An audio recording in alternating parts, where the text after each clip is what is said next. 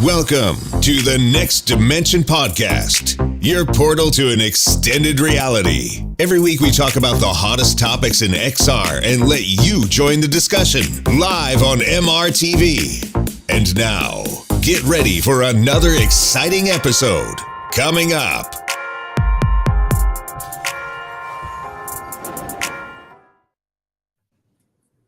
Hi, and welcome to Season 3, Episode 14 of the Next Dimension Podcast, your podcast that's all about VR and AR. And I'm really happy to have her back here, Tetiana from Disco VR. How are you doing, Tetiana? Hi, I'm doing very well. Thank you. Happy to be on the show.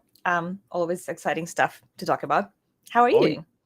I am doing really great too here in Taiwan, Taipei right now still. And I'm so much looking forward to talk with you about all the exciting topics. For all of you out there who don't know this podcast yet, well, this is a podcast all about VR and AR. We said so much already. And this is being live streamed on MRTV every Saturday. And you can also listen to this podcast everywhere where you can find podcasts, Google, Alexa, iTunes, and so on and so forth. And if you enjoy this podcast, it would be incredible if you could leave us a 5-star review, probably now, if you have the time. Why not, right? You could get out your iPhone, iPad, open the podcast app, find us, and give us the 5-star review. That would be the best way to say, hey, I like your podcast. It is a good podcast, so that would be really, really cool. Yeah, before we get into our topics, today's podcast is proudly sponsored by VR Optician.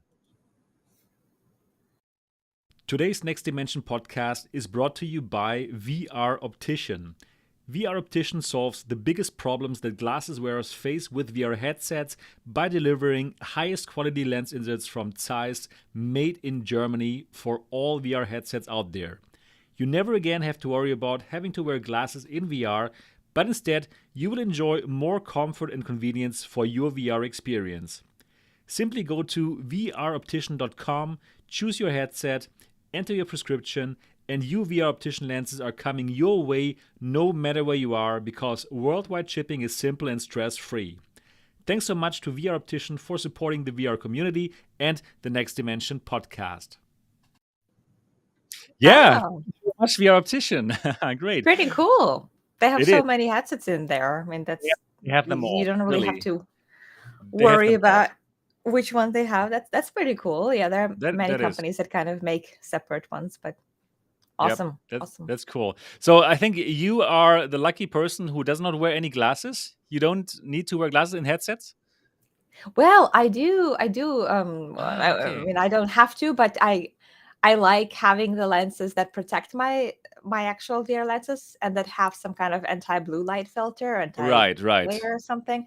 So Okay. no, hopefully, like maybe not for the next couple of decades, that I won't need the actual Great. prescription glasses, but Oh, you still get it. I like Oh, yeah, that makes I sense. like having them. That makes so much sense. Yeah, if you are a company outside there and you want to get to the VR community, you can do so via the Next Dimension podcast. So simply get in touch with me. The link to my email is down in the description of this video if you want to talk with us about sponsoring an episode. But we are booked out for quite a long time already, which is pretty amazing. Yeah. Okay, cool. So today we are going to talk about the PlayStation VR 2 again. Of course, because next week it is happening. Finally, only a few days left, and we're going to get our new favorite toy. Probably, Yes, I don't know yet, dance. but most probably we're going to like it. The reviews were pretty nice. The reviews that are out there, and we will talk about them. Tetiana, are you looking forward to the PSVR 2? Oh, are you kidding me? Yeah, Finally, right. I've never been so happy about my credit card getting charged by over $600. Yeah, exactly. Although I remember I was quite excited about it when I got the Steam Deck as well, All and right, this one I did play get it it. a Yeah. lot as well. And so I got The shipping number, I think I shared it on my Twitter yesterday. I was worried that I would get it, at the further end of the delivery window, February 22nd or Right. 28th, but Exactly. it The great looks like fear it's of us content creators, right? Like getting it like 3 days later than the rest. Like, no, that would be yeah. bad. But that's Yeah. fine. That's fine. Now it looks like it's the launch day. Hopefully there's not going to be a delay, and yeah, I'm really really excited about it. I think we're Oh, all wanted a new kind of this new headset, this new content, just that completely shake up the VR community with absolutely new level of VR. oh my goodness. I really can't wait. And we're going to talk about the findings of the reviewers that have already had the chance to review it. So that's going to be exciting. Also, yeah, we're going to talk about the games that we are looking forward to, like Tetiana and me, and probably also you. You can let us know in the chat. Hello, chat. By the way, great that you are here, even though it is pretty early in the States right now. Yeah. Yeah, Okay. get So some coffee yeah. like me. Yeah, exactly. PSVR 2 is definitely going to be a topic for today, but also something really exciting that came up this last Monday. We have a new high-end VR headset that is going to be coming up, and it's the Bigscreen Beyond. And that was quite a huge surprise that Bigscreen, like one of my favorite apps out there, that they're going Mhm. into hardware, that they're going to make their own headset, their own high-end headset. So Mhm. that is definitely a huge topic. Before we get there, Tatiana, were you surprised about Big Um, Screen? yeah, lots been happening. At first, I remember I heard about it the first time. It was sometime last year, and honestly, I thought it was going to be a headset that very specific to their app and watching movies and stuff, kind of similar to Vive Flow. I definitely didn't expect it to be a fully functional high-end VR headset that can do pretty much anything like Mario Right. Era can do, like with a great quality. And it has some pretty cool features that no other headset offers. So it was definitely Absolutely. an interesting splash. And 2023 just keeps surprising with more and more hardware, which on the other side of the coin is like, how much hardware can we have? Can we please get some also software, please? Right, right. Because there's so much. But I literally just made a video about all the new and upcoming headsets, and big screen is like in addition to that. And so it's really cool to see this focus on the hardware side of VR, but I also want content. Sure, sure. But for that, I must say, like, I want content, but I don't think that a company making a new headset would take away from that. You know, like if Big Screen didn't make this headset, they would not make Half-Life Alyx 2 Part 2, you know. Of So course not. for me, I really want that hardware improvements coming up like Oh, all the time. So for oh, me, it's not like mutually exclusive, you know. yeah, yeah, yeah. Absolutely not. And I'm sorry it came out that way. I just getting really bummed with seeing like almost every week another VR game being shut down. Right, right, right. So Obviously that is annoying, and every that is time, bad.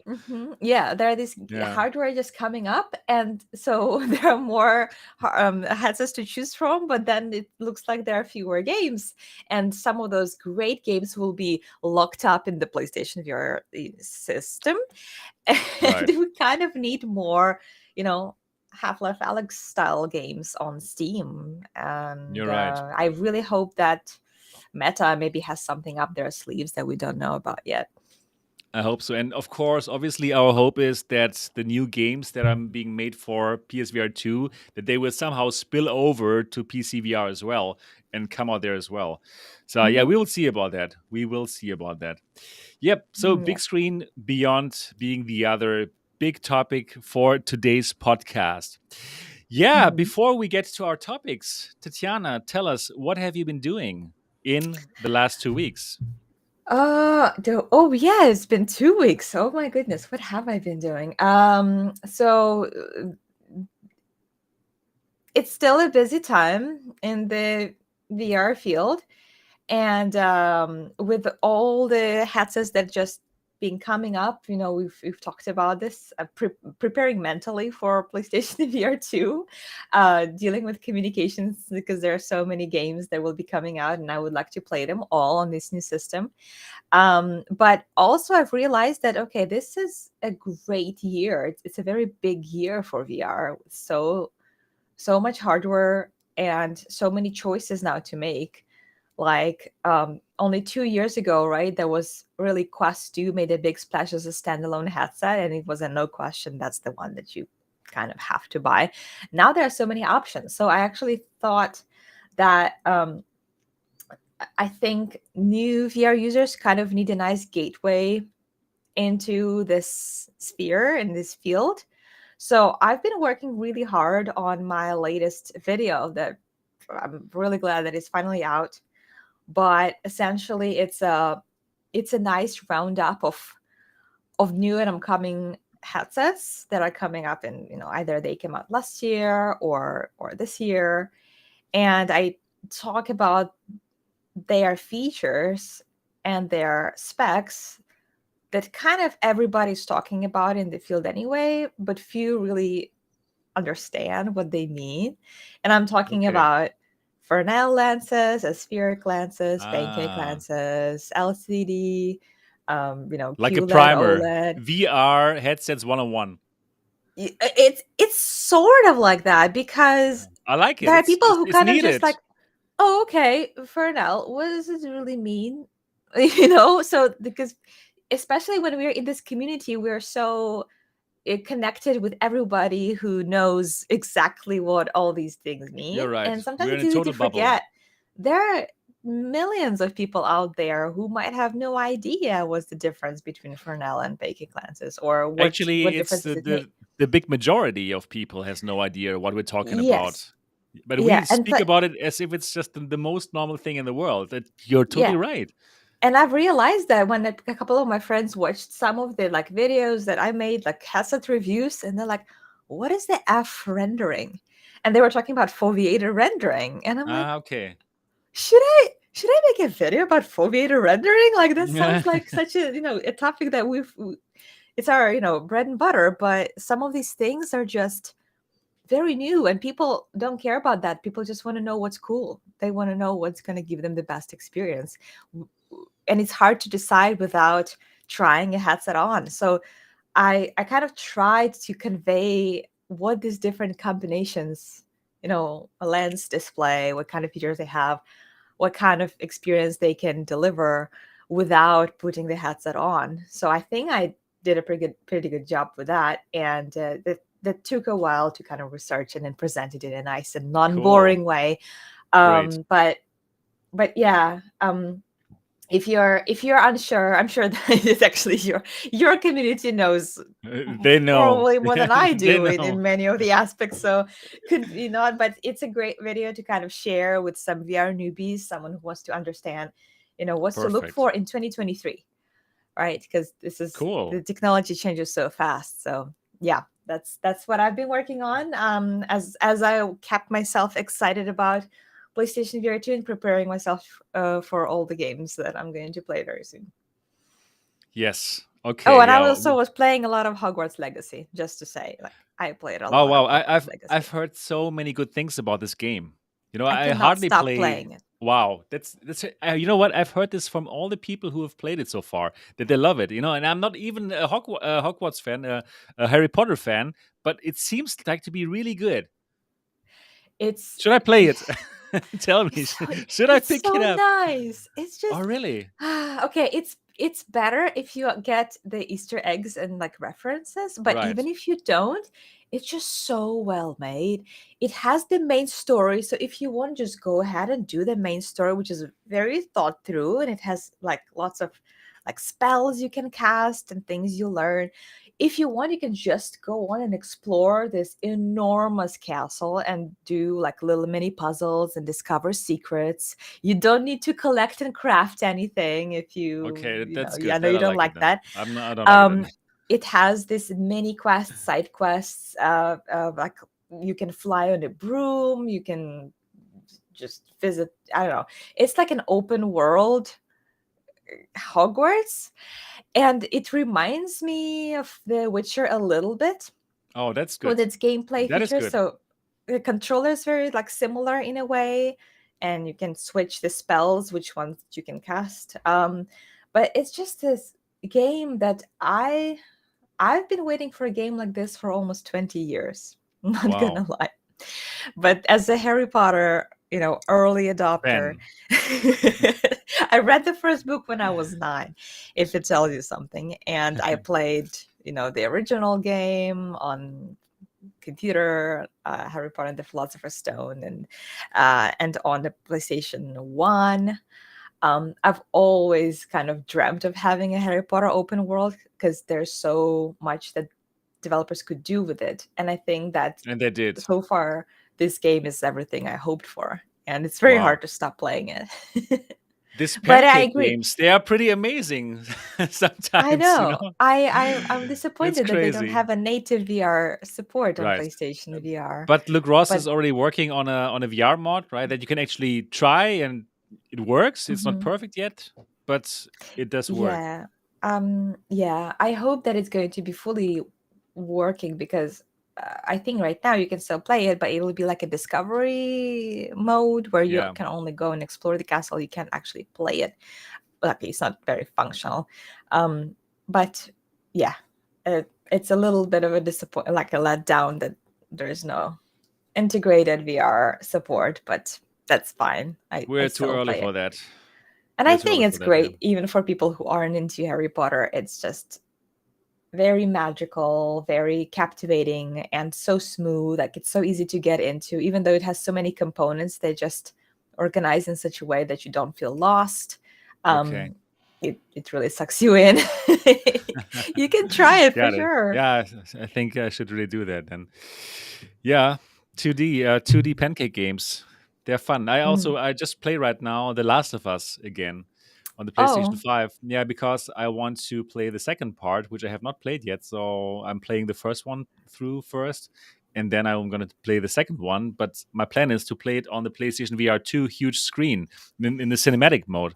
So that's what I'm Mm. doing. And Hmm. I Oh also yeah. had to realize this 2D gaming, it can be quite a lot of fun if the Oh. games are as good as like The Last of Oh. Us, right? Yeah. Because it doesn't require to move around. I mean, we Yeah, are. it's kind of We. relaxed, right? Yeah, you sit there on your couch and enjoy. Hmm. Anyways, have you finished with your week, or is there anything more that you would like to add? I mean, yeah. That's the main thing that I was working on. You can tell me about your 2 weeks. Okay, yeah, I know right, you right. eventful for you. Eventful, that's for sure. So let's keep it to the professional MRTV side. So I I already knew about the Big Screen Beyond headset for quite a while. So I had to sign the Hmm. NDA and all, but I was not part of the people who actually tried it. But I knew about it, and I thought it's very exciting. I thought the idea is very exciting. So I was super excited that the NDA was finally lifted. So exactly on that date when the NDA was lifted, I was there for a video premiere, and there was like 300 people watching it, and nobody knew what's going on. And yeah, I like that. I really enjoy that kind of like once the NDAs are over, and then yes, you can get all the information in a nice video on MRTV. Obviously, also on other channels you can get the videos, but it's fun because people know that I'm excited about VR hardware and that they will get all the information they need on MRTV. So that was fun to do that video on that new headset, and I'm looking forward actually to try it out. Yeah, we will talk more Hmm. about Big Screen Beyond later in this show. So yes, that was fun to make this video and to have that premiere. Love doing these premieres. Yes, then I made a video about the Vive XR Elite. I was recently here on another event from HTC where they showed it off longer this time. I was at the launch event here in Taiwan, and now on this other event, and I had the chance to play it for over an hour. And I have made a little extended hands-on impressions video that I can absolutely recommend for everyone to watch if you're thinking about getting the Vive XR Elite. And yeah, just to quickly summarize it, like, yes, I like the headset. I really like the headset. It's a super nice, small headset, standalone headset that I can recommend if you're looking for something like this. In terms of VR, though, we have seen it.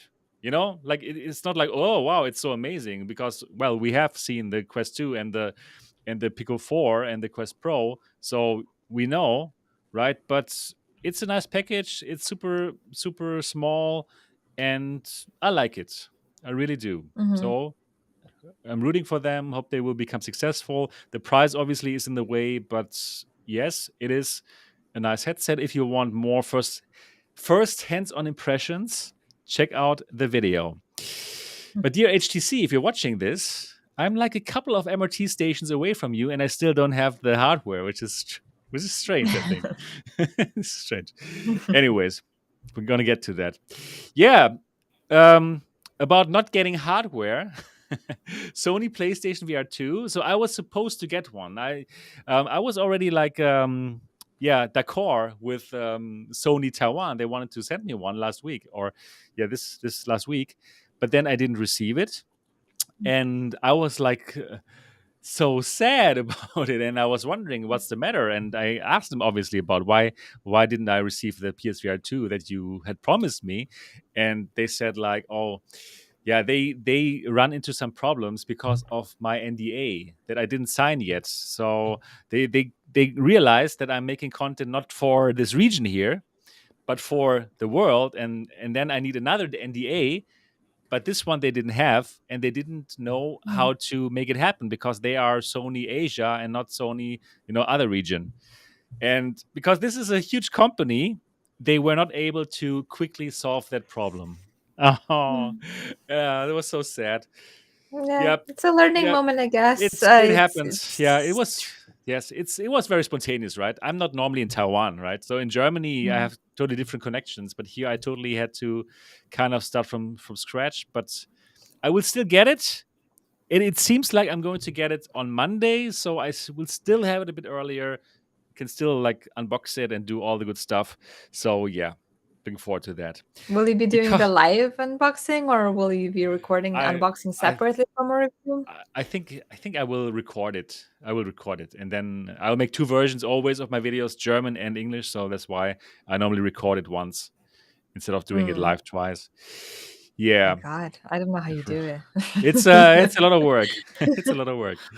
Mm. Yeah, but it's still also nice to have lots of contact, obviously with my home country's community, where there's a Mhm. thriving VR community, and I also Mhm. do enjoy doing that in German. Also, I also have a German podcast, by the way, that runs every Sundays. So I talk a lot about VR every weekend. It's crazy. And Yeah. yeah, some Germans are Uh, in the chat. Hello, see you tomorrow in the German podcast as well. I've actually realized that I liked making a live stream unboxing videos Ah, because really? Okay. unboxing is usually the part where people, I mean, it can be interesting, but maybe not enough to watch like a full edited video. And editing a full video Okay. takes a lot of time. And usually it's more important to talk about, the headset itself and how it works rather Right. than just You're right. opening a That's box. true. So I like doing the unboxing of my Quest Pro live because Cool. that at least gives me an opportunity to interact with the people and also to show the live reactions, raw reactions to this. You're right. That is actually interesting. More interesting, right? Your real raw reaction when you find something for the first time. Like, Yeah, and answer you're some right. questions on the spot if there's like someone who wants to see something close up or something. So I like doing that, and I will be doing that hopefully on Wednesday if I receive it on Wednesday like early enough so that I can put together a live stream and do it right away. So Woohoo. because it'll be really hard for me to wait to unbox it.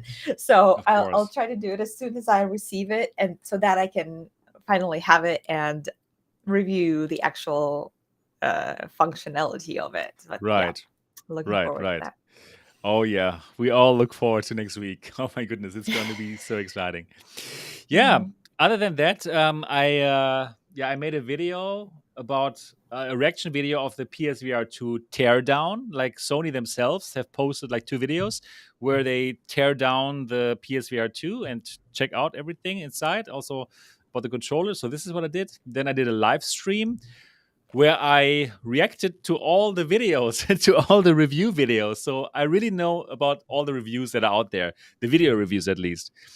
And yeah, that was the best thing that I could do instead of like having my own review, because I didn't have the device. So I simply watched other people's review and reacted to it. And we're going to talk about the reviews and what people think. Yep. So you can always do a reaction review if you're a YouTuber and don't get the hardware. that's totally fine. Yeah, but you also have to be careful with that. If you watch the entire video, you don't want to get it like a Yeah. copyright strike, because it's still Okay. original content that's been shown on Right. someone else's channel. So it's kind of an Yeah. iffy topic. You have to be very careful with But that. it's okay if you it's fair use if you really react to it. If you don't do anything and if you just only watch it, then you're right. But if you actually like go in and stop it sometimes and you will talk over it, that is fine. Mhm. Actually, Yeah. yeah, that's okay. Yeah. Other than that, yeah, I also did something exciting. I have unboxed this here the Pimax Yeah, Crystal. you Woohoo! Here got it it. is. Yes, I got it. And it's exciting to have it, obviously, right? It's exciting. Mhm. This is a super high end VR headset that enthusiasts are waiting for. And I have it here now. I've unboxed it on the Patreon channel. Yeah, so if you want to see it now and if you want to support MRTV, you can do it. Go to mrtvelite.com and become a member, and there you can see my unboxing. Obviously, I will also have it on the main channel, but not so very soon, because I want to test it and do all the things that's going to be next on the Patreon. I didn't really have time to check it out, but now, starting from tomorrow, I am going to check it out. I'm going to film myself checking it out, and this will be on the Patreon as well very soon. So first reactions there, and then later, once I understand the device better, I'm going to make a review video. So yes, that is Yeah, the Pimax Crystal. Looking forward to that. Yeah. definitely no rush with that. It's always better to kind of take your Yeah, time I with want to it. exactly. I really want to understand it. I don't want to like just go out and then it's not Yeah, accurate, right? and same with PlayStation VR 2. I mean, there are already people who reviewed it. There are already early reviews and on the spot reviews. People want to see like your opinion about it. So Right. it's not even so much about urgency anymore as it is I about totally agree. understanding it. So yeah, definitely take your time to play with it. I'm looking forward to hear what you think about it. I mean, I will be receiving it, but a little bit later, I guess. There was some miscommunication with the Pimax team. It's hopefully Yeah. resolved now, but yeah, we're all getting it. We're all going to Right. share our thoughts. But yeah, excited to hear what you think. I'm excited to see if it's indeed a final product that they claim it'll be. Yeah, Because so it it was, seems yes. So I actually asked them, is this the final hardware? And they said yes, hopefully, but they said yes, hopefully. In hardware there can always be something. Probably they find something that's wrong due to they sending it out to us now and to like 15 testers from the Pimax community. Obviously, if they still find something huge, then they might need to revise on the hardware. But this seems to be the final hardware. So let's yeah. see. Let's see. And it's real, which is cool. When they came out with it, when they talked about it, it sounded like unreal, so crazy, right? All the features, but no, it is actually here right now. Yeah, I remember. We were all so skeptical. And now Yeah, they we posted couldn't believe it. and now it's so cool. They posted some screenshots of the comparison of through the lens of Skyrim and all the little details you can see there in Pimax Yeah, Crystal compared to like 8KX, for example. It's right. unbelievable. And I still remember how sharp everything is. And people think that I'm like exaggerating when I say that it's better than Vario Aereo or something. And some people even think that I'm being sponsored to say those things about Pimax. And I'm like, well, no, it's just the best VR I've ever seen in my life. That's all it is. Yeah, It doesn't mean that it's the best headset because I don't know how glitchy it will be or how stable exactly. the That software one will that we have be. to find I out. I never commented on that. I never said that you should all get it because that's the best one. But it's visually they nailed it. It's Yeah, so good. absolutely. That was also my impression, right? Just this, this optical issue, and I have to find out if they have solved it with the focal length or what. But if they have fixed this, then that could be exciting. Yeah, anyways, that was my week. Lots of things to do, exciting VR stuff happened, and now let's get into it. So let's talk. Yeah, let's talk about the PSVR 2 reviews. So you told me that you actually did not really check them out yet, right? I was just trying to stay strong, okay? I'm trying to stay impartial, and it's so hard because I'm so tempted to watch these reviews. I, I told Sebastian a little bit before the show that I try to keep the first review to myself so that my impressions of unboxing and this deep dive review are untainted by someone else's thoughts. Sometimes that happens subconsciously and you don't even Yeah, right. realize it, especially if you watch someone like, I don't know, Mike reviewing it, and he's reviewed so many houses in the past as well. But I guess it's fine. At least I have tried it before. So I Yeah, do have my very first impressions already to myself. So I might still give it a watch just because like you have to be aware of what other people think about it too. So I'm happy to talk about it today. But generally speaking, I try to avoid um, um, strong yeah. opinions I expressed by got other it. people. You don't want to be primed. I Yeah. get it. Oh, Right. yeah. But like you said, I mean, we're probably strong enough to not I give really in. think But so. I really think so. I really think so. Like that, I had the same thought like you, Tetiana. I thought like, okay, should I really watch them? Because I want Mhm. to completely freshly give people my opinion. But I Yeah, thought like, hey, I'm doing especially this because you now already haven't since had so this. many years. Like, yeah, right. I haven't had it myself, right? You're right. Yeah. I haven't looked at it yet. But I thought like, come on. I've looked through headsets and reviewed them for so many years. I won't be influenced if somebody says like this or that. I know myself. I know what I like and what I don't like. So yeah, probably these videos could only give me some things to take more care of or look closer to that I probably normally wouldn't look at, right? So yeah, Mhm. I was okay. Yeah. Yeah, we can So talk about that a bit I because will spoil at you least now. I will spoil you now totally because yeah, well, the people who listen to this podcast they want to know now. I put it into the topic PSVR 2 reviews. So yes. yeah. Well, I mean, I could. You're like, okay, really? Yeah, yes. I will tell you now. I will tell you now No. about it. Oh goodness. No, but But okay. I can there are sort no of huge compare it to. surprises. There Yeah. are no huge surprises, really no. Well, someone So says in the comments that oh my god, sorry, who was it that said? Artful said that GT wasn't very impressed by some things, and then you earlier I said haven't that watched his. I Nici haven't was. watched his review. Yeah, Well, from what I'm reading, that Artful is saying, like subpart tracking, some god rays, and Mura. mhm. I think I will have to kind of repeat what I said last time I was on the show. Is that nobody ever claimed that this is going to be the best VR It headset ever can't be created. for that price, right? Uh, It's like a great package for that yeah, if price. you, It's like i- yeah, but we as creators, like, we need to look for negatives too, because we need to be sure. critical of things. We need to bring different opinions about these things. It can't be all just great, because then we'll just be hyping up a thing that's already Unless it's very the hyped Quest up. 2. I mean, just looking back to the last 2 years. Oh man. So if you look for these things, you'll find them. And nobody's denying that, yeah, there are things that are, could be done better, but then you would have to pay like double the price. So Exactly. Absolutely. I'm not worried in the slightest about these things, because again, I played the game. I had a ton of fun with it. And Yeah. there is You had already the experience. Mura.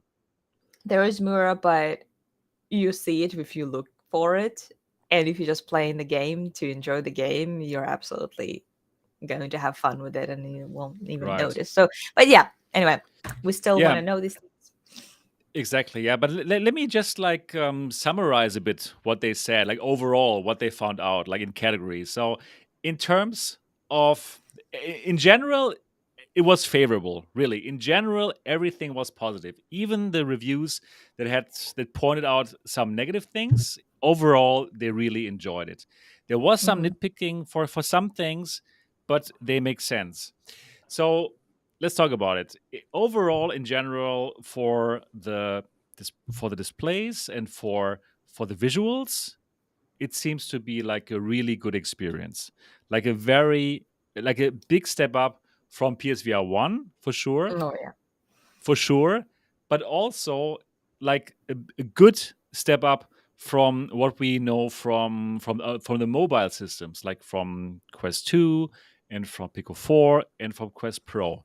Not really in terms of the resolution, right? Because that is nearly similar or even a bit less for Pico 4, but in terms of how the pixels get like run, right? From the mobile devices, obviously it's just that XR2 chipset, but all the reviews, they were happy that finally you can get the full resolution and native good stuff, and the games simply look great. Yeah, because of Okay. that, because they're coming from the PS5, and really every single reviewer really loved Horizon Zero Dawn, and not Zero Dawn, Call of the Mountain. Everybody Mhm. loved it, and they were all going crazy for it. Beautiful, and yeah, they couldn't get enough from that game. That is good to know. Is it Yeah. going to be the first game that you personally play in Yes, your? yes, yes. I just It directly should want to be go actually. for the best. I think, I've been playing mobile games so long now. I want to have this triple A thing back that we got with Half Life Alyx, but since Mhm. then it disappeared into that mobile realm of games. Yeah. So I want to have that back, and I want to have that back with that OLED colors and with that new haptic experiences with the trigger and all. I really want to see what PlayStation VR can do, and I believe that game is going to give it to me. Yeah. Yeah, So, I believe right, so. There's you a reason too. why they chose it. There's a reason why they chose that game to showcase at CES because, like, it's not scary, right? You're not going to be distracted by like a horror aspect like a Resident Evil, and it's so bright that it is the ultimate experience to see what OLED can do to your eyes. Oh, OLED is so good. I love OLED. And the way they made this game, they knew it was gonna be coming on PlayStation VR 2 specifically. So literally the very first scene, you're on that boat and you're just Yeah, like your joy somewhere there. You completely lost it, and that's like the best intro of a game. Even if you've never played Horizon, it's just a dream come true in VR. perfect. Yeah, I'm so looking forward to that. So looking forward to the colors and yeah, the brightness. People were happy about the brightness. It is a very bright headset, that one we've heard. But yeah, because of the lenses, obviously there's also some flaws. So yeah, Fresnel lenses. If you don't know what Fresnel lenses are, go to Tetiana's channel, Disco VR, and find out. I think the 185 people who are live right now, everybody exactly knows what we're talking about. So not going Share with into a that friend. part. I'm Not to sure go you to feel lonely in your knowledge. Share it the with people who know. Oh yeah. Yeah, so Fresnel lenses, they come with these concentric rings, and well, because they have this kind of structure, they can be thinner than other lenses and lighter, but they do have also some flaws. Like there are these flares, these god rays, and also it seems like the PlayStation VR 2 does have this a bit in high contrast scenes, like a white text on black background, something that we also see on the Quest 2 and other headsets with Fresnel lenses. Mm, but Seb, Yeah, have you heard that or like read that article saying that when PlayStation was actually designing like a new type of Fresnel lenses specifically to I had that. target the Yeah, problem of but contrast? it seems like that was a patent. I'm not sure if that Hmm. patent actually made its way into these lenses. Hmm. But yeah, so it's about Oh, okay. this. Yeah, it's about the god rays that you see in high contrast scenes, and it seems like Hmm. yes, we do have them. And also another problem of Fresnel lenses as compared to aspheric lenses or pancake lenses is that the sweet spot. is not so Mm. huge. So you kind of have to look for the sweet spot to find it, and that's also what most of the reviewers said. But they also said that once you're in it, you're good, and the headset is like so stably on your head that you're not like going to get out of that sweet spot. So yeah, Mm. did you also have that So feeling? now that I remember it better, I do remember that I kept like adjusting the headset a little bit because I kept Okay. thinking that it's not completely sharp. And that's when the guy was telling me that you probably messed up your eye tracking. So I remember one of the things I wanted to test first is how this headset performs when you set up your eye calibration and eye tracking, then you remove the headset, put it back on. What happens then? Do you need to redo the calibration, or does it save the settings? Because logically, it sounds like you need to redo it every time because it needs to scan the geometry of your face and see where your eyes are so that this foveated rendering is working properly and you have everything in focus. Yep, I wanted to see what it is because I did see some of the blurry edges there, but I actually wasn't sure if that was a sweet spot problem or the Okay. foveated rendering problem. Something to test out. See, that's something I Right. didn't have enough time in my 30-minute testing time. Yeah, so that's good that we're going to have the hardware next week and then can do our own assessment. Yeah, it's so individual.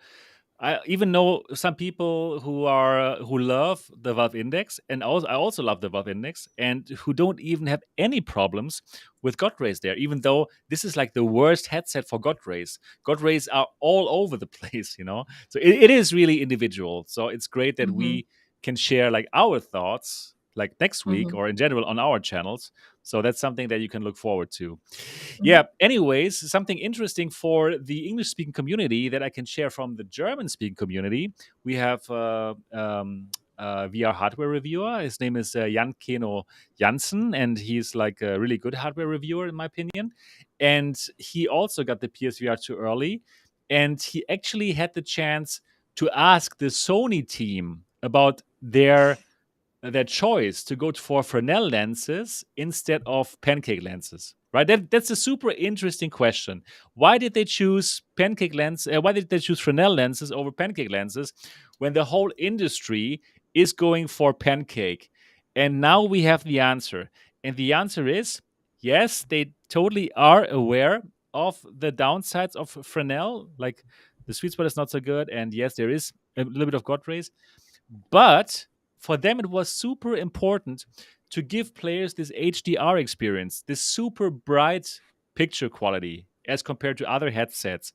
And for pancake lenses, there's not enough light going through.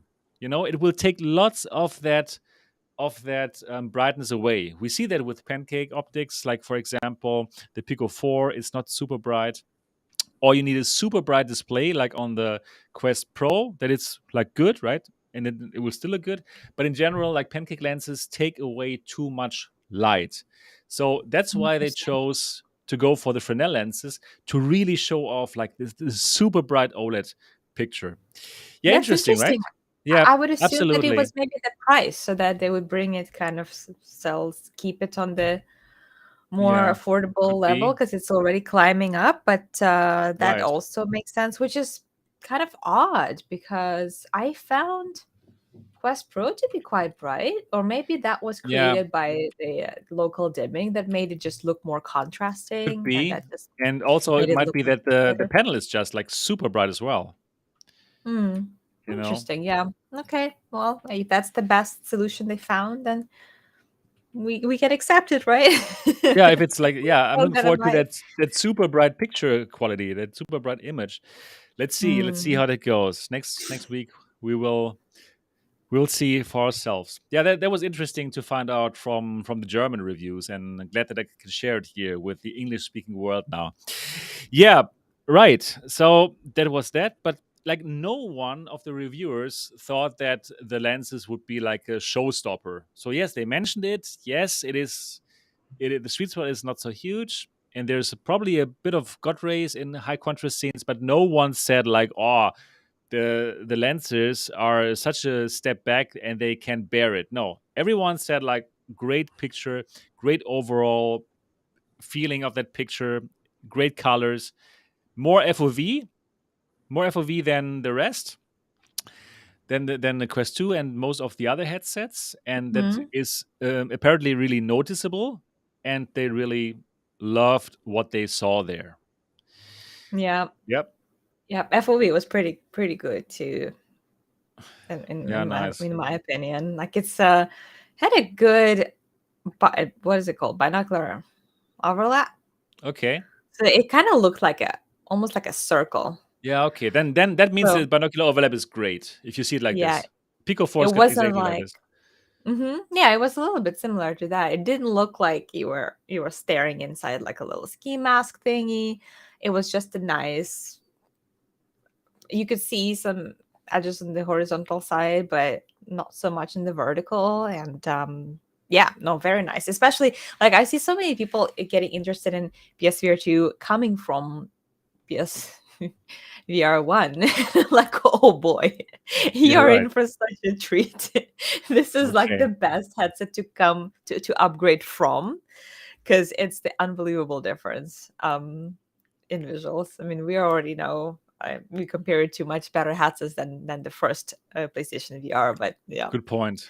Right, the resolution was Um, very low on the first one, and it still managed to live for many years. I think I would even say that even now I could still play a good PlayStation VR 1 game.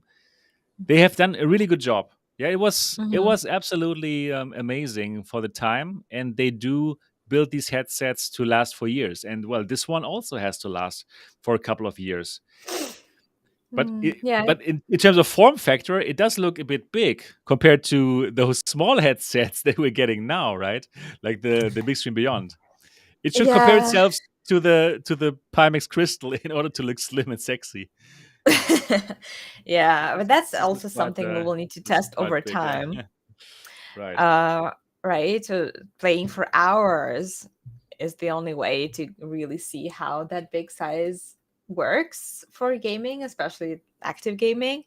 That's another thing to test. It's another thing to keep an eye Right. on. In terms Playing right, hours and hours. we will do that obviously. In Mm. terms of comfort though, like everybody was absolutely happy. So never change a winning team, Sony thought for themselves, and the comfort of the PlayStation VR 1 was amazing. Well, it was still one of the best and most comfortable headsets to wear even years after its initial launch, and the original recipe is so good that they didn't change much, right? So it's still that Halo style headset, and you still have that visor that floats in front of your eyes, so you have this eye relief. You can put it further away, you can put it closer to your eyes, and that works really well.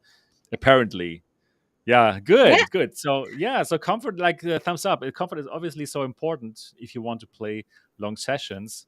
So Mm-hmm. and they had Yeah, that they Halo do strap.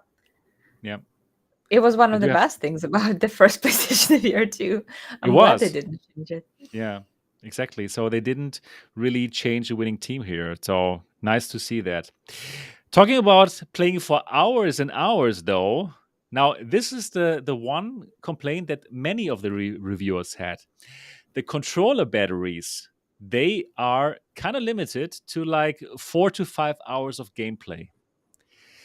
So, yeah, that is definitely less than most other current controllers, Mhm. and that does limit you to play like 4 to 5 hours. What are your Hmm. thoughts about that number, 4 to 5 hours? It doesn't sound like a very high number to me, but then from the point of practicality, I don't think I've ever played VR for that long in one sitting. It's just the problem is that you'll need to always remember to charge them. Like Yeah, it's right, not the problem of playing for 6 hours. Like, oh my god, I can't play for 6 hours. I'll need to play for 5 hours. It's more about next time you try to play and like, oh shoot, I can't. My controllers are not right. charged. So that would be probably the problem for me. And that's why I got a controller charger with my order right away. Of course, me Because too. if you have a charging dock, like with my Quest Pro and Quest 2, my headset is never discharged. Like it's always charged. So hopefully it's not gonna be a Right. problem. Have you ever played VR for that long, for like 6 hours? Yes, I did, but it happens very seldomly. I think it happened when Half-Life Alyx was out, and I couldn't get out of the headset. I simply wanted to keep on going and keep on going. And yeah, then also actually the Valve Index controllers lost their battery. Yeah, so I was faced with the same problem that probably people Mhm. might face here with the PSVR 2 controllers. Yeah, but maybe that's the headset just telling you, take a break, Yeah, drink, exactly. you know, It is like a hydrate. built-in feature. Yeah, to have your body relax a bit and don't be in VR for too long. Yeah, I like like eat that thought, something, have Tatiana. Yeah, breakfast, like hydrate, take a eat nap. something, hydrate, go to the toilet, and do all the good things there, and then come back. Yeah. So Yeah, it makes sense that they directly are selling this dock for the controllers. It seems like this is like a really good buy. I think it yeah. costs like It's $50. Is it? I think by 550 or 60 should have been included, but yeah, Yeah. I we had to buy it as an extra one. Are you going to be getting as well, I'm. or is that Yeah. something? Yeah. Yes. I Yeah, suppose. so yeah, I'm Yeah. making Yeah. some room on my console like table at the living room for for a new PlayStation. It's going to be a new display in the living room. It's going to be Oh awesome. yeah, it's gonna be good. It looks so good in my opinion. Like also the controllers, I really like how they look, and they have this You do? ring that goes around your hands. It's a bit of a different design as compared to the controllers that we're using now, and it seems like they nailed it. And what's interesting, they seem to be lighter than they look. Actually, like the DualSense PS5 controller, it is a bit hefty, right? There is some weight to it, and actually, I was expecting something around these lines. Right? It's Mm. like kind of a hefty weight, but actually, they seem to be way lighter than you think they are, which Hmm. is, of course, for playing long sessions, pretty nice. In general, in terms of the controller, people really loved it. They loved the rumble. They loved Mm. the how's it called, the trigger, the adaptive Adaptive trigger, trigger. which gives you this force feedback, which I'm so looking forward to. This is like one of the main features that I am You so should looking give forward it a go. to, because I It'd be love it awesome. already on the PlayStation 5 to feel the different guns, right? But to be in VR and even see the different guns and then feel it, like mind blown, probably. And yes, most of the actually all the people loved it. Actually, all the people really enjoyed it and thought it was amazing. And therefore, it Hmm. does make sense that you only get like 4 to 5 hours of battery life, because obviously that takes battery life to make these things happen. Well, yeah, Yeah. probably more. Looks like more than just a dual shock controller because it lasts more than 4 and 5 hour or It five does. hours. The It little does. one that Yeah. you have, and I You have think all the it was. I tracking mean, going it's on. Yeah. all on purpose. They made it heavier. It's nice to feel the weight of the controller because you're not like lifting your hands with it. It's just I Yeah. like that it's a little bit heavier. Um, Okay. but you don't need to feel that when you're holding a VR controllers. You kind of need to be more free in your movements. So it makes total sense. I think it takes a little bit of time, kind of like, okay, how do I grab this thing? Because it has like this spheres around it. So you need to, That's um, what many people also said. Like to find the entrance, right? And then, yeah, yeah. But it's cool because you can put those rings on your wrists right. if you need to do something You're right. That without that putting the that's controllers true. away. So it's an interesting. They are being innovative there. I'll They give them are. that.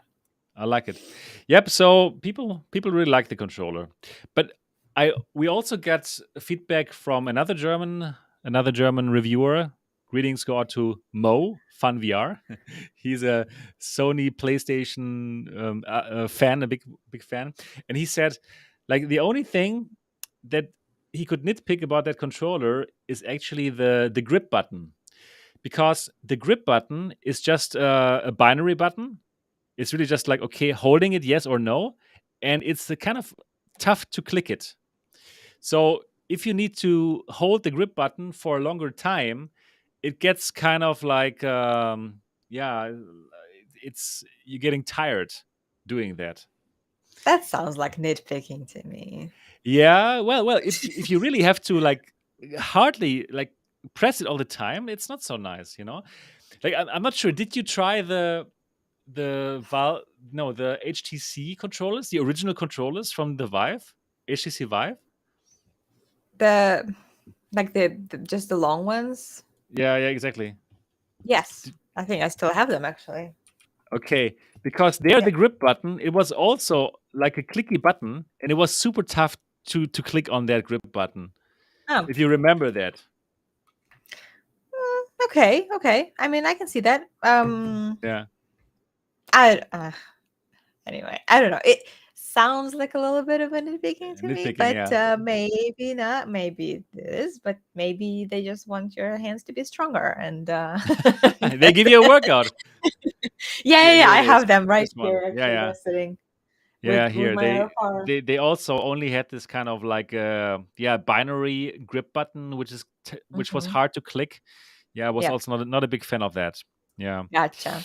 Oh yeah. I see what you mean. and it doesn't Okay, really okay. protrude so much out there. It's not analog. Yeah, Yeah, yeah. and see, Anyways, you have to I don't see think I about that. remember even that much about PSVR 2. I'm sure it was there, but I'll have to test it. Okay, yeah, maybe. Yeah.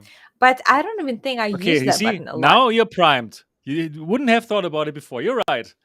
You're now primed for your own review to look at that grip button. Probably before you wouldn't even have realized it.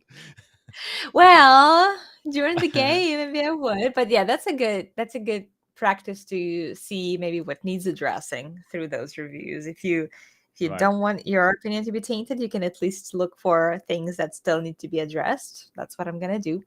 Exactly. Yeah, the same with me. Yeah, but overall, people really enjoy the controllers. And again, like for other headsets, you need to pay like $300 just to get the controllers. Yeah, like for the Quest Pro and for the Valve Index Mhm. controllers. So getting them in this whole package with the headset for 550, in my opinion, that is a great deal. So that was actually in those mainstream media reviews, there was like a big gripe, the price, right? So they think it's expensive. It's like, wow, it's expensive. Like obviously, I'm more like looking at it from the enthusiast perspective, where I went to France to pay 1,800 for a Quest Pro. So for me now, it looks like a super cheap deal. But for the mainstream media, they think it's expensive. What are your It, thoughts about that? my thought, I talked about Your it thoughts? probably. I probably talked about it too much on my channel. I had to make a separate video out of a longer video of PlayStation VR 2 review just to get the part where I talk about the price and expand it more, because I've realized that people are learning that it's not expensive from that Yeah, video. Like I yeah. literally had to make a video explaining why it's not I think expensive that's for a what it good thing is. to do, really. And I'm glad I did that because I've referred to so many people there, and because it makes sense. So just a little gist of what it is, you can compare it to PlayStation VR 2. Sorry, to PlayStation VR 1 when it was released in 2016, right? So let's do it. It cost, I believe, $400 when it was first released. Exactly. Yay! First release $400, and it's cheaper than the original console that costs 450, I think, maybe at the time. Uh, Yeah. But you still need and stuff, right? That's the but point. you gotta need stuff. You need a camera, Exactly. you need You controllers. Camera you was can't even use 60, it without it. Yeah, controllers okay. were 100. So what do we get?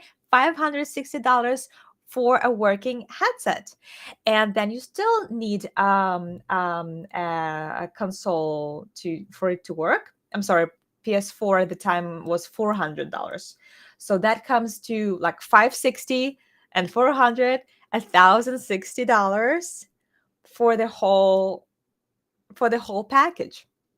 And Right. now we have 500 for PS5, 550 for PSVR 2, kind of the same, right? But think about PlayStation VR being released in 2016. Yeah. You're What right. about the most important thing? Inflation.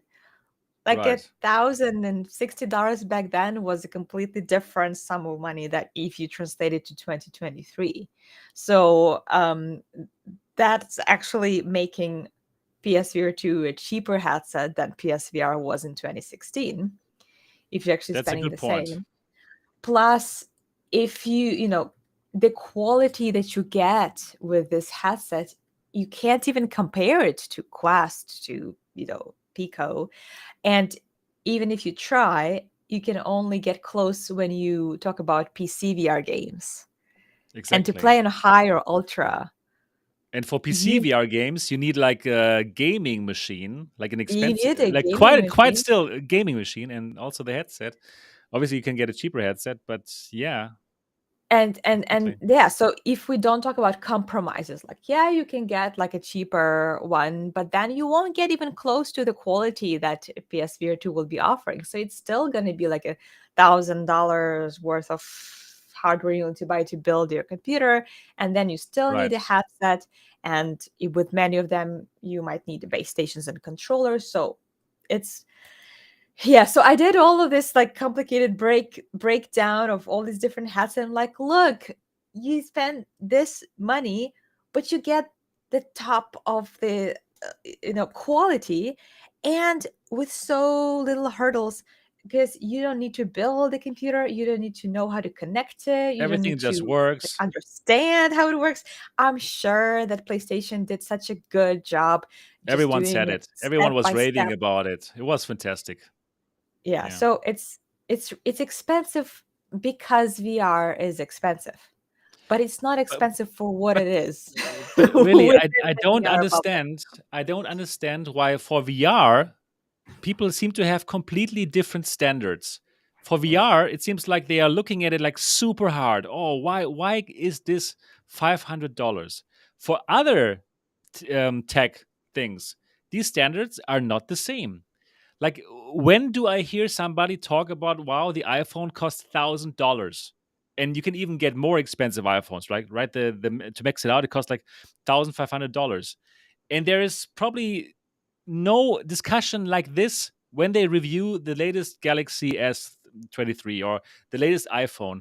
We don't have that same standards. Why do they hold VR hardware to this unbelievably high standards in terms of pricing? It seems like they want it for free. Only then Yeah. it's correctly priced. So that really makes me a bit angry, and um I don't want to be angry. VR is new, right?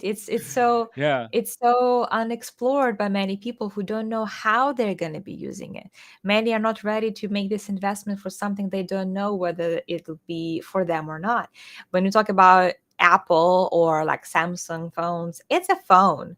It's a computer in your pocket that you use for like 12 hours a day, every day. So it's a machine that's pretty much like a part of you, right? You will use it right. every day. So I've Sure. heard that The from phone, people saying, I okay, get I it. will overpay, but this is like I use it every single day for everything. Sure, So it sure. makes The sense. use With case VR, is huge yeah, with VR is different. There's a lot of mistrust and still kind of tainted thoughts from 5 years ago when from it the was really beginning, bad probably. quality, Okay.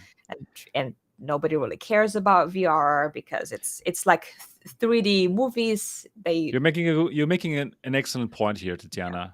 You're making an they excellent point.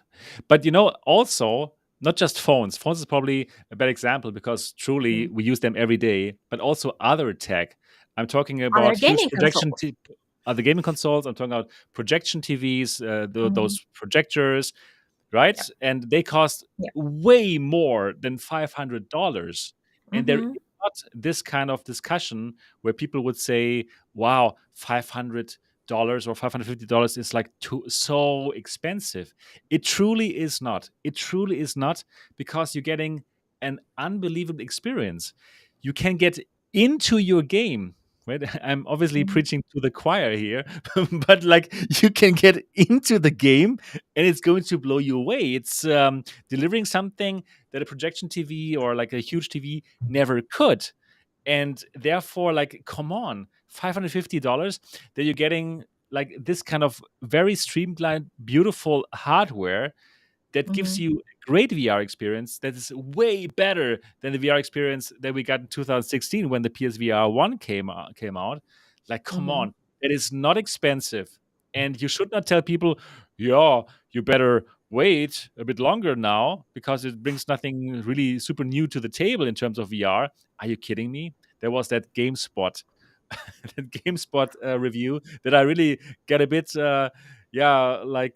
emotional about when I was reacting to it. Yeah, Oh, yeah, it's yeah. been one No, it's of no, reaction video. it's great It's that not we're getting expensive, this no. concept.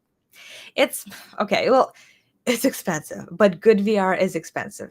Some are It's more expensive than others, yeah, okay. but but but for what it is, I I'm a believer that there is no cheaper alternative that will give you the same quality. Yeah, I think This so is the too.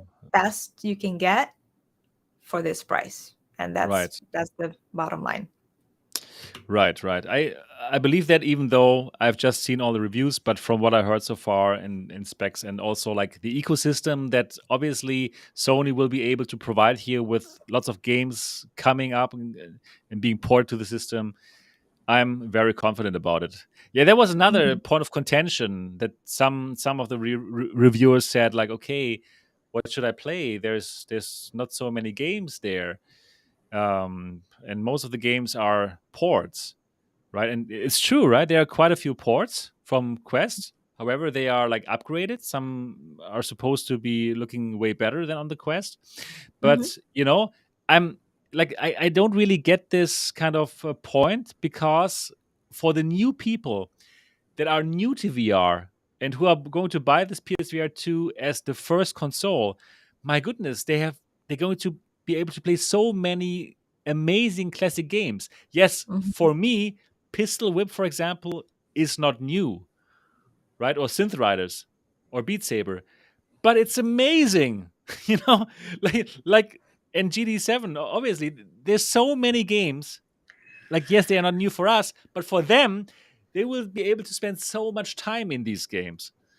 So Mhm. I think it's a solid lineup for the first day. It's solid.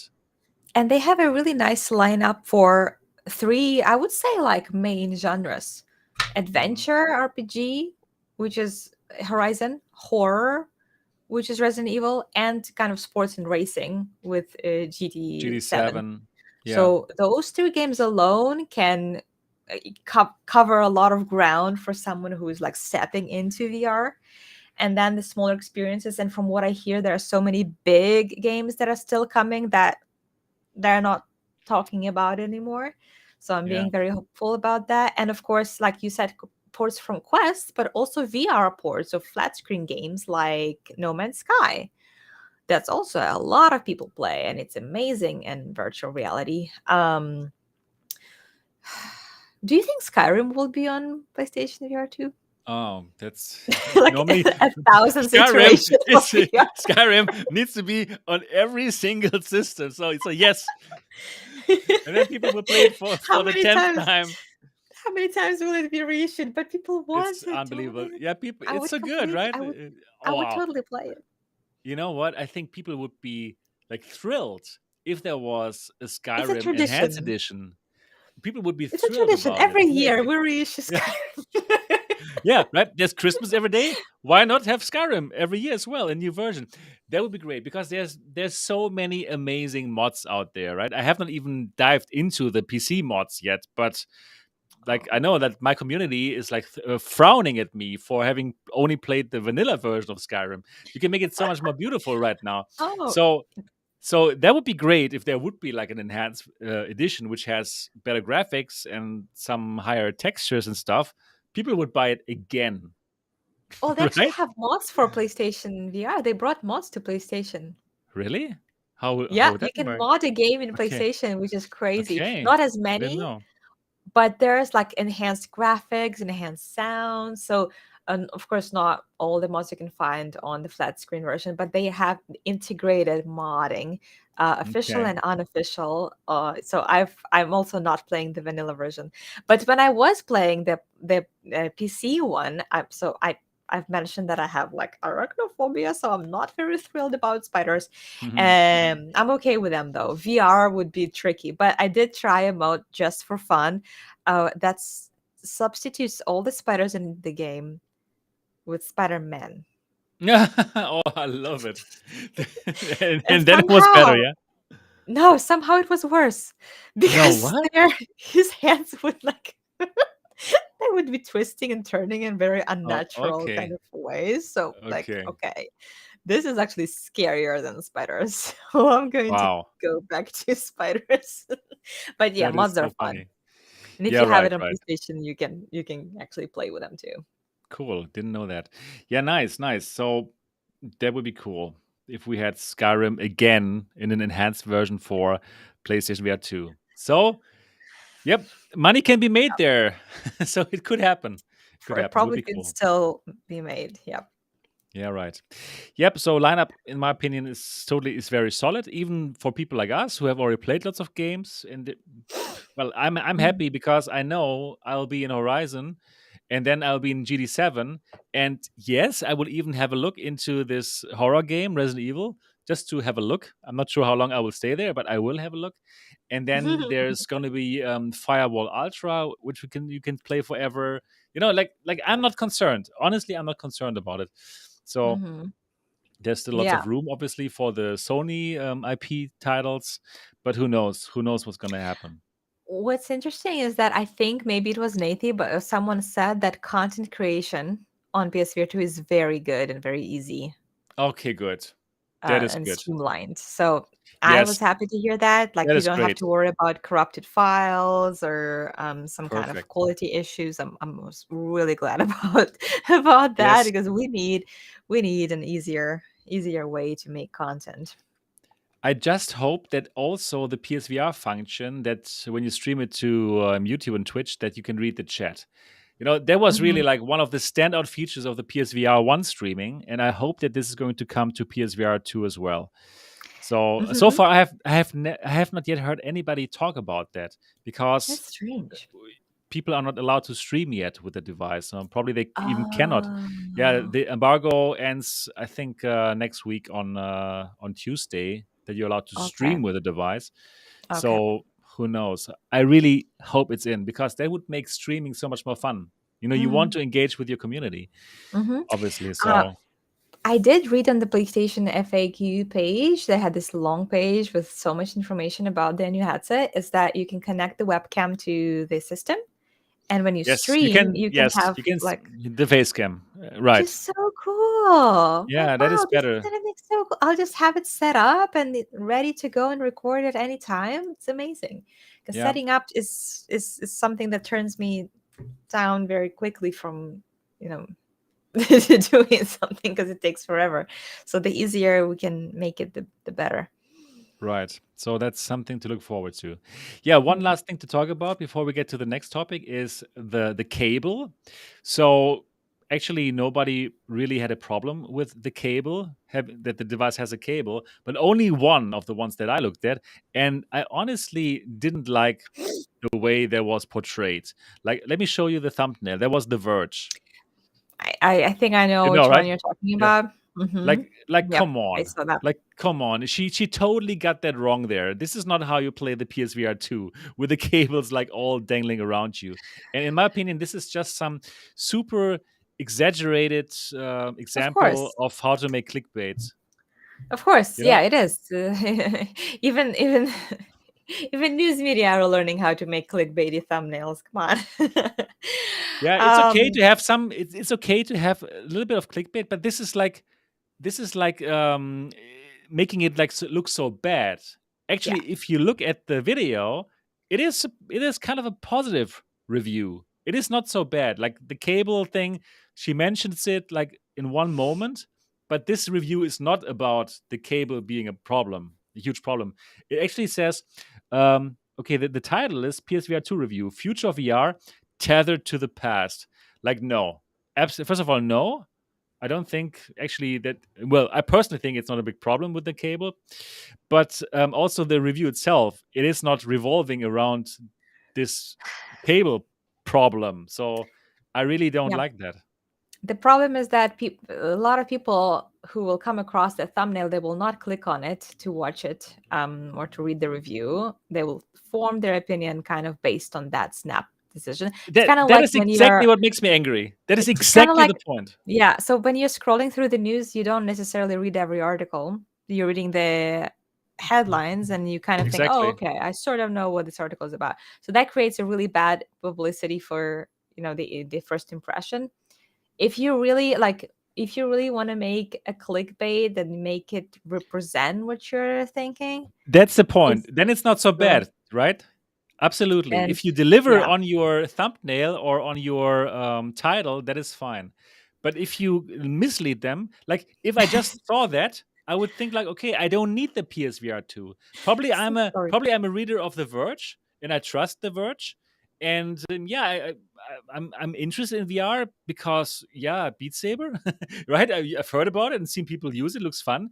And then I see Mhm. that, yeah, okay, no, seems like I don't need it. No, wait for the Oh. next one. So Sorry, I laughed. I just read Funky Slot saying review sponsored by Meta. This makes me laugh. you're right, right. Oh yeah. So yeah, with this time, few people read anything anyway. So they look at the picture and they think they know what the opinion is, and it's a pretty straightforward one. So did not appreciate that either. Yeah, right, right. Yeah, oh, I just see a good comment from, let me just find it, from Extremkokser. It's a funny German name. He said, were you the guy who titled the video, Throw Away Your VR Headsets? That's true. When I was reviewing the 3D monitors from Acer, I did use that headline, like throw away your VR headsets. But there was obviously a funny exaggeration because obviously you know that I don't want you guys to throw away your VR headsets, but the 3D effect that I got from these glassesless 3D monitors is actually really, really amazing. And even for us VR fans, it's an option to play 2D games in a 3D way. So I did deliver on my Yeah. excitement, even though Although it's exaggerated. if your community is so loyal that they're gonna go ahead and throw away their headsets Yeah, just because you wrote that in yes, the yes, title, then I that's think good. you're doing That would be something good. right here, my Then you're friend. doing something. You're right. You're right. Oh my goodness, so funny. Yeah, right. So that's that. That was PSVR 2. We are obviously going to have our own reviews up on Tetiana's Disco VR channel and, of course, here on MRTV. And you will get so much content from us about PSVR 2. Wow. And yeah, I'm going to play way more in the future. Like Mhm. MRTV is more hardware stuff, right? But I will also do more software, more gaming. And you too, right? You, yeah. Yeah, it's so hard because like hardware reviews and gameplay reviews, they're kind of like not the same direction, even though it's They all are the not, VR yes. niche. But I think that maybe PlayStation VR 2 will have enough interest um, I think so too. among the community who are interested in hardware as well and like VR news and stuff. You're So I right. definitely You're will be right. playing more. Yep, and covering that if I find something Cool. interesting. Yeah, if there's some interesting multiplayer game, Tetiana, let's absolutely play together. That would be fun, huh? Ah, definitely. Yes. Fun collabs. That Exactly. Let's long do it. overdue. We've done it before. It was really fun. We should definitely get reunite the MRTV gang to Exactly. play some Let's do it. multiplayer. Hmm. Let's do that.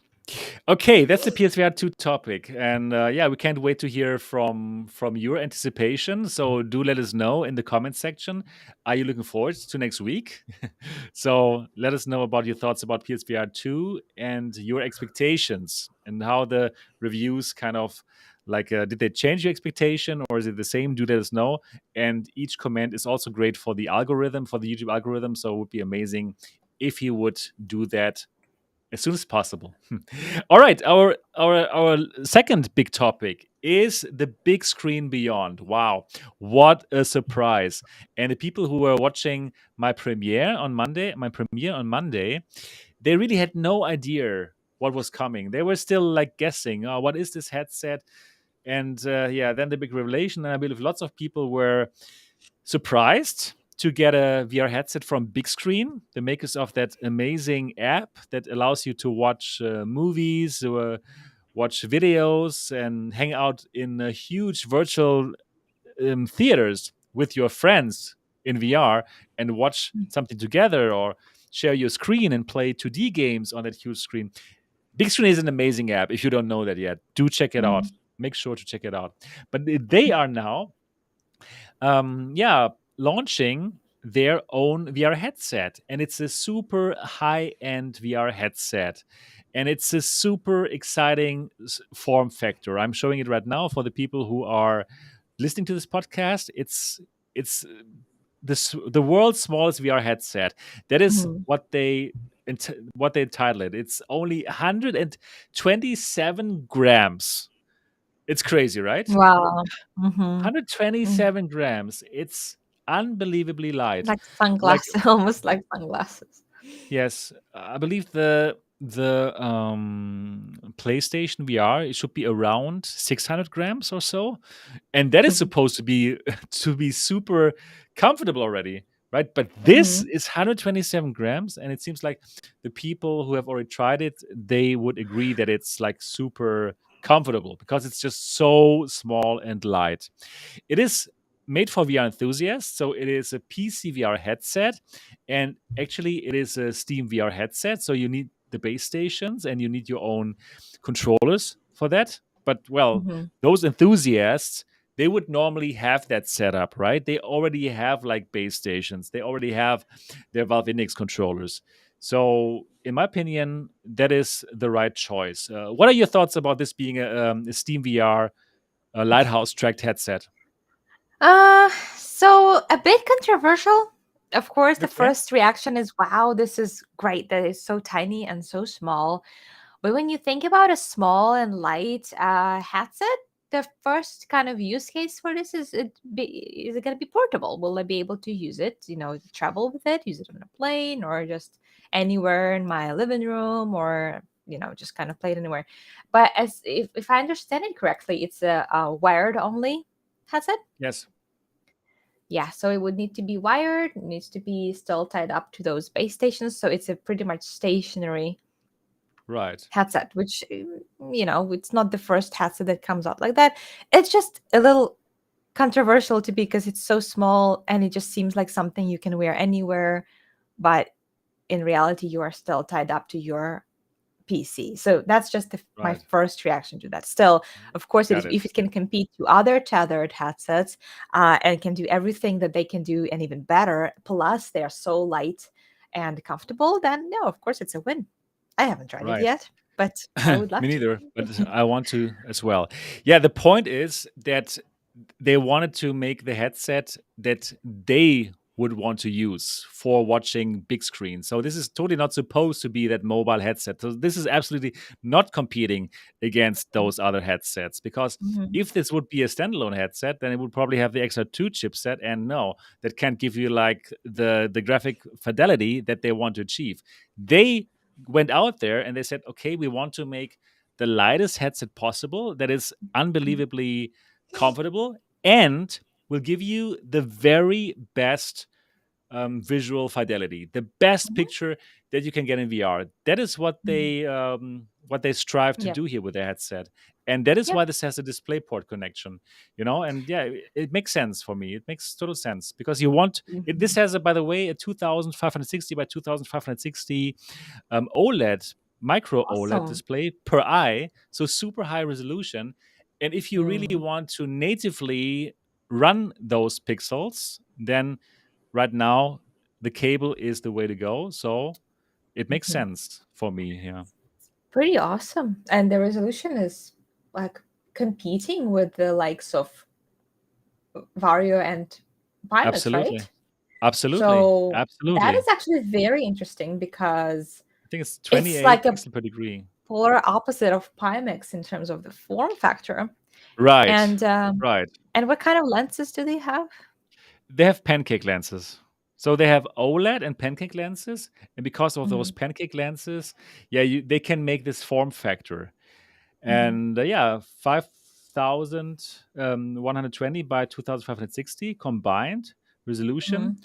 up to 90 hertz. Obviously, we would love to have 120 hertz. That would be better. But for me personally, I must say 90 hertz is fine for me. Like, I don't see that huge. Me personally, my eyes they don't see that huge difference between 90 hertz and 120 hertz. I see a difference between like 72 hertz and 90 hertz, but 90 hertz to 120 hertz, I'm pretty okay with it. But Hmm. what are your thoughts about the hertz? I mean, I'm same with you, I guess. I do play stationary, not stationary, the standalone games probably more often than I play PCVR. So I'm used to having 90 hertz refresh rate anyway. So that would probably be okay. But it would be great if they maybe upgraded in the future if they have that capability. Right. What about field of view? Right. That's What does it say about the FOV? so so the field of view horizontally is 93 degrees and vertically 90 degrees. So that is Hmm. definitely on the lower spectrum. But you know what's interesting here, and that is something that needs to be pointed out a lot. So they are not giving you the diagonal field of view, right? Lots of the most companies say, okay, we have 110 degrees horizontally. Like for example, Quest, they would say we have 110 degrees. They would just say they have 110 degrees, but this is meant diagonally. Like horizontally, they don't have 110 degrees. They are more probably around 90 to 95. So Hmm. having actually 93 horizontally and 90 degrees vertically, they are playing in the leagues of the HP reverb.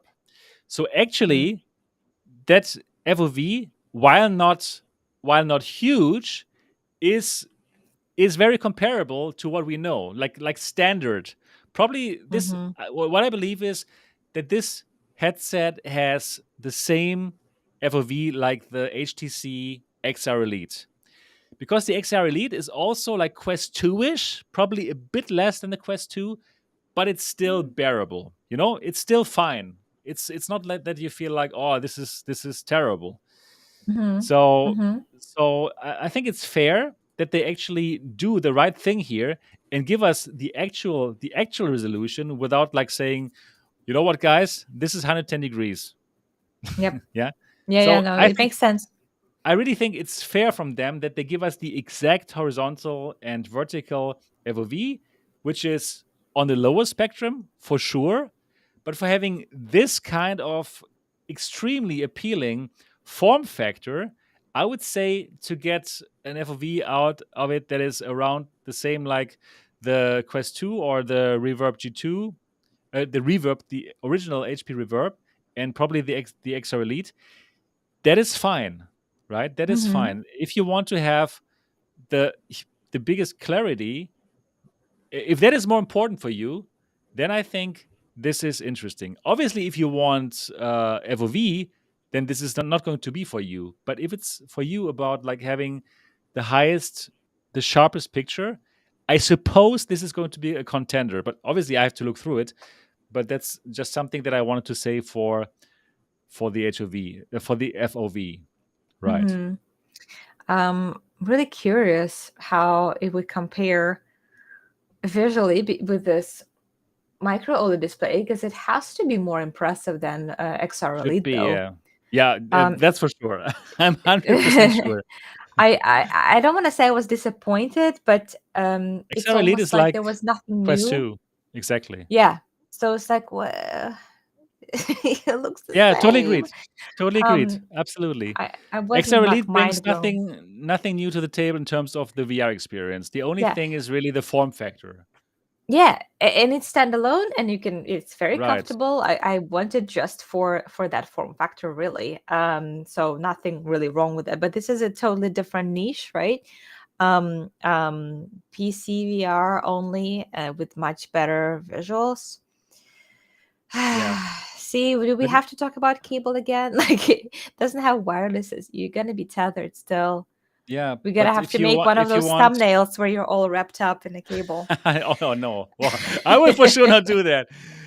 No, that would be fine. I think if you really want to have that super high fidelity right now, that is the solution that you have to go for. Anyways, let's go deeper in it, because that is really not Yeah. all. No. The exciting point, in my opinion, actually, that is kind of a paradigm shift, is that every single Big Screen Beyond is Mhm. made individually for the person who buys it. So what they're going to do in order to to increase the comfort, to make the most comfortable headset, at least that's what they say, Mhm. they will give you the ability to scan your face with an iPhone app. Okay, you need an iPhone or you need to borrow an iPhone, and then you send your facial scan to them, and then they are going to make a custom made face gasket that fits perfectly on your face to you, well, in that. And Mhm. also Yeah. obviously they know your IPD, so they have like 15 base models with different IPDs, so they're going to choose the right one for you, and you will have that headset that perfectly fits you. Like, these are your glasses. These are glasses made for you, which are perfectly Mhm. fitting you and give you the most comfort. And I think that Yeah. is kind of a paradigm shift. Instead of like Mhm. building a headset one size fits all, where you actually have those mechanical IPD sliders, right?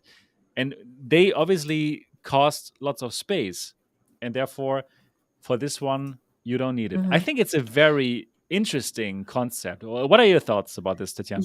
Yeah, that's definitely the most interesting part about it. And I had to think about it a lot. But um, just to clarify, it's only the face casket, like Only this the facial face you got, interface. only the facial interface. So technically, what's important is that the headset can still be used by different people Absolutely. as long as these people have their own facial interfaces to be attached Right. there. Right.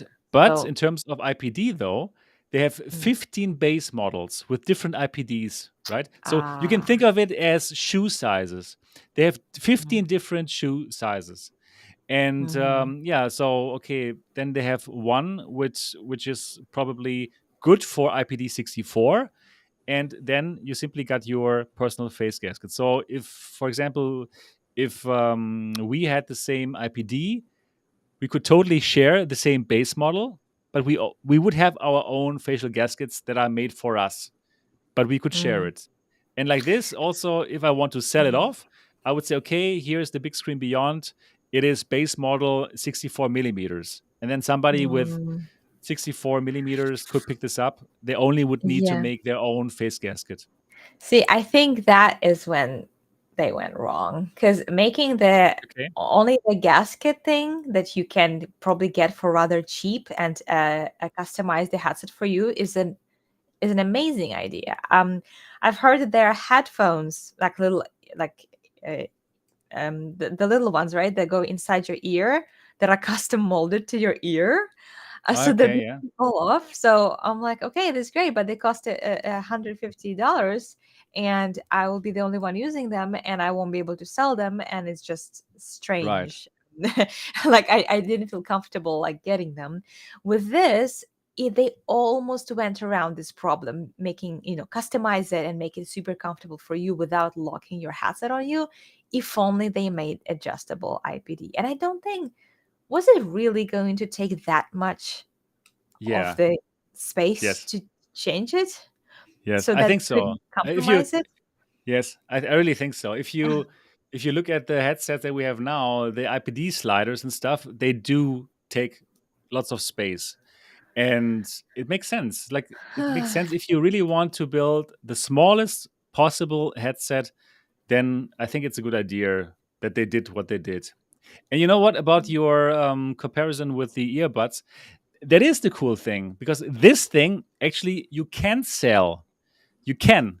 You are able to sell it, right? Because there will be people who have the same IPD like you, and who that probably would want it.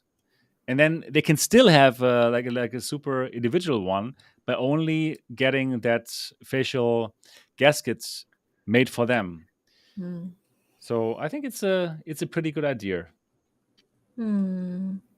Time will tell, I think. I have my reservations about Yeah, everything, it is everything not custom made. mainstream. It is obviously not Yeah. mainstream. You know, it's obviously like a very niche product. But I think for Mhm. those people who always wanted to have a headset that perfectly fits them, that is made for them, that will give them the best visual quality. Okay, now you have another contender, and we didn't yet say the price. Like, if you would hear all of these things, the lightest, the lightest headset in the world right now. Mhm. OLED, micro OLED displays, pancake lenses, a custom-made facial gasket for you. You would probably think, okay, this must cost thousands of dollars, right? But Mhm. no, actually, it costs $1,000. It's $999. So, in my opinion, for a small company that spent lots of time into making this, to be able to sell a device like this for only $999, Mhm. that is really remarkable and not expensive. It What definitely are your makes me thoughts about it, curious. Ron? It definitely makes me curious about it. I kind of want it. I kind Yeah, of yeah. want Now it. you kind of want it. Do I wish that it, well, of course I do. If Yeah, of I course. knew that I will love it and I will never want to get rid of it, I'll be perfectly happy with it being customized to me and I would never have to worry about trying to sell it. It's a little, it would be strange that I wouldn't be able to share it with my friends. I'm not going to be, or with my husband. Like I wouldn't be buying a special like gasket for him because IPD is different anyway. So it's just like a personal um device that only you can use. So that's Yeah. that is a little bit of a part that makes it sound like uh But you know what? a That little is bit of a actually gimmick. But you But know what? Actually, I think that is actually the main thing. This is, in my mhm, opinion, the paradigm shift because they want to treat this as a personal wearable. Like I have mhm, super beautiful glasses. Let me show them to you. Super beautiful. I love them. You mhm, know. But when we meet, would I tell you, Tetiana, you gotta check out these glasses? Like no, I wouldn't do that. They are made for me. These are my glasses, and they are beautiful, and mhm. and that's why that is the paradigm shift, in my opinion, that is happening here with that headset, and which I think is really a good idea. Well, obviously it's a niche. Again, yes, it is a niche, and the PSVR 2 is amazing that they do that for the mainstream and everybody just buys this. But for those people who want to have, yeah, more like a better picture and more comfort. Well, I haven't tried it. I must try it. I just believe right now that it is really that super comfortable thing. I think it's a pretty interesting thought that it's like a personal wearable instead of a one size fits all. It sounds like the probably the most straightforward solution to fix the comfort problem. But with it being personalized like that, it has to be. You understand? It has to be the most comfortable headset you've Yeah, ever of worn. course. If it's not, Absolutely. You're if right. it's You're totally anything right. less And we'll see that. than the Yeah, you're right. most seamless I agree. Then it's a experience, then fail. it's Yeah, not if worth it, it. then it would be Like, terrible. If yo, if you pay $1,000, you get your yeah. super customized thing, and it's somehow not good enough. I agree. Yes. But So, what kind of yeah, material are they using? Is it harsh? Is it too soft? These kind of right. things. That's something that I would Absolutely. need to see what other people say, or I would Same have to here. try it by Same myself. here. So, I also yeah, I cannot mean, I imagine guess. what this what the gasket is like. I cannot imagine it Mhm. right now. I don't even know. I don't know. We'll It looks like see. some kind of a foamy thing. Right. I was looking at the picture here, but maybe we could. Yeah, it looks like some kind of a foam. Yeah, foam Foam cushion cushion material. material. So, and that Okay, cushion. reminds me Yeah. of the foam cushion that was on Quest, and that Mm-hmm. didn't have very good, memories from the time I was using those cushions before I bought a silicon cover or a different facial interface. Right. So that those things matter. That's what my skepticism is coming from. That yes, they say it's custom made, it needs to work, You're right. and I Obviously, just haven't. you're totally right. You're totally right. We have to see how actually it is. But right now, we're just simply discussing like the concept of it. You Yes, know, yes, like I the totally concept. agree with you. We have to find out, is that actually good? Does it feel good on the skin? But just from the concept, I think it's very exciting for the Mhm. enthusiasts who do want to have the best picture quality, not the best FOV, but the best comfort and something light where they can still use their trackers and their Valve Index controllers or whatever. Mhm. Yeah, As a middle ground between like having a just a one size fits all headset and a fully customized headset that you have to literally scan your face for them to mold it to the shape of your face. I think there could be a middle ground of a Mhm. headset that maybe comes with several like facial interfaces of different Yeah, you're sizes right. This could also that work. that kind of would accommodate most of the faces, and that would be like maybe the direction to go in the future to create a more customized experience, kind of You're like right. how Quest has three IPD settings instead of a smooth Mhm. adjuster. So that could be something that maybe some Yeah. companies can introduce. That would So You're right. That would be good for sure. And yeah, also unfortunately right now you can only use an iPhone in order to make that face scan, which is another hurdle, right? I think mhm. it's doable if you really want this. You will find someone with an iPhone. Many people have an iPhone that give that iPhone to you for 5 minutes so that you can do the face scan. But I have seen quite a lot of this kind of feedback from the community who simply said like, "Oh, huh? $999 and I have to buy an iPhone." So, it would have been better not to have that hurdle.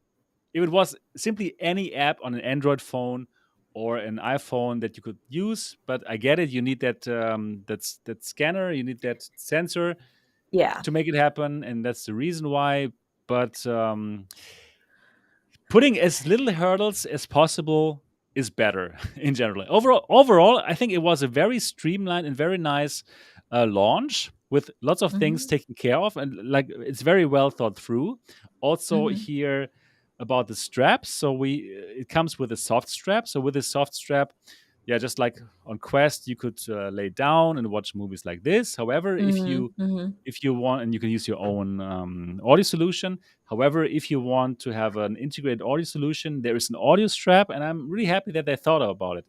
And that audio strap will give you on-ear headphones, looks like this, so something like the deluxe audio strap from Vive, and Yeah. I think it's good that they thought about it. Hmm. Yeah, it's a first of its kind. The like you said, the one that shifted the paradigm of how we think about headsets form factor. It's interesting to even give something to other corporations to mull over, like how you can approach Yeah, creation of these headsets. I think someone said in the chat that XR Elite size is perfectly fine as well. It's bigger, but it's still small enough and light enough to be very comfortable and yeah, even it's to be pretty nice. worn Agreed. as glasses, right? So they have I these agree. I would little wear them tips, outside. Yeah. and that will kind of get rid of the this hurdle of, okay, this only has this IPD, so what do I do if I want my partner to wear it, or if I want my friends to wear it? So they According literally to this went for the paradigm, smallest they need to buy one possible. as well. Yeah, so they went for the Right. smallest possible, almost like they were wondering, I wonder how much I can push it. How small can I make this headset possibly for it to still be functional? So they did it. Maybe to be mainstream, it doesn't need to be that small yet, so that we don't have to make those sacrifices. That's just my opinion. I'm excited Yeah. to see the VR tech kind of pushing boundaries, though. Yeah, this looks really cool. But I immediately thought it was standalone. You see, um, Yeah, that because you just don't looks see the like cable something. here at all. Also It is reminding me of our big. Para a little bit. Yeah, you don't see the cables too. Right. Yeah, but this does look better than a Para, and well, obviously we trust the big screen guys a whole lot of more than a Para, who have Mm. disappeared somehow. It seems. So yeah, yeah, Hmm. nice, exciting. Like it's exciting for sure, and I can This only year, root for man. them. I can only This root for year. them. Yeah, this year's crazy. I can only root for them. I'm looking forward to try it out. I hope it's a success, as in it's worth it for them that they spent so much money into this headset, into developing it. And I love it when companies, yeah, yeah, how to say it, push the limit, or We, push the envelope. Like they're trying new things, and probably this won't be the headset of choice for most of us, but for some, yes, and they will probably like it. And in the long run, this technology will trickle down to the rest of us into mainstream, and that I think is pretty amazing. Yeah, we get some really awesome, huge headsets like Pimax and PlayStation VR 2, but then we also get like a completely different Yeah, spectrum of tiny it's headsets like XR Elite and big screen. It's so strange. yeah, it's really cool. Now there's really something for everyone. If you want to have this beautiful picture but a bigger FOV, well, here you go. Right, the crystal is here. Mhm. So, yep, it's something for everyone, which is absolutely fantastic. Mhm. Yeah, I think that's a good way to end today's Next Dimension podcast episode. Or is there anything more Yeah. that you would like to add? No, I mean we've covered quite a bit. We still have so much excitement for all these headsets that we're going to try. Looking forward to sort of joining the next one because Yeah. this is where the whole explosion is going to happen after we Oh actually get to yeah. try it. Oh yeah. Oh yeah. Next week we're going to hold the device in our hands. Probably we're going to have like 500 people who are watching at the same time. That's my goal for next episode. Who knows? So many A people will be record excited about breaking it. That would be episode. cool. Yeah. Anyways, but I also really enjoyed this episode to talk with you, Tetiana, about all these exciting headsets. And yeah, I hope that you outside there also enjoyed today's podcast. Thank you so much, Norman, Mm. for the super chat. That's amazing. Um, yeah, so thanks so much for watching. We hope that you enjoyed it. If yes, give it a thumbs up right now. Right now, don't forget it. Do leave a comment as well. That's good for the algorithm. What are your thoughts about the Mhm. big screen headset? Is that something that would excite you? Are you going to pick it up? Do let us know in the comment section. And other than that, if you love that podcast, go to the take your iPhone or iPad out, open the podcast app, and give us a 5-star review because that will help more people to find us, and that would be fantastic. Now that's everything that we got for this today's show. Thanks again to today's sponsor, which is VR Optician. Go to Mhm. vroptician.com and you can find lens inserts for all of your headsets. Thanks so much for sponsoring this podcast. And yeah, that's everything that we got for today. Until next week. Bye bye. Bye bye. Yeah, nice. Yeah, Tatiana, before the show, we said again, like, oh, wow, not so many topics, right? But then we always manage to speak about it, and always the time flies, right? Yeah, I never even worry about that anymore. Yeah, There's you're right. always You're something right. happening. I was like, you know what? It's gonna happen. It always happens this way. I'm always glad that whenever we don't go over time, because I feel like we did such a good time management on this front, but Exactly. we always managed to discuss it all, and there's always something to talk about in VR. I mean, Exactly. there aren't that many people here in real life that I can nerd out about stuff like that. Here, So we can finally nerd out about all the stuff yeah, that's the space. with the It's a community. safe space.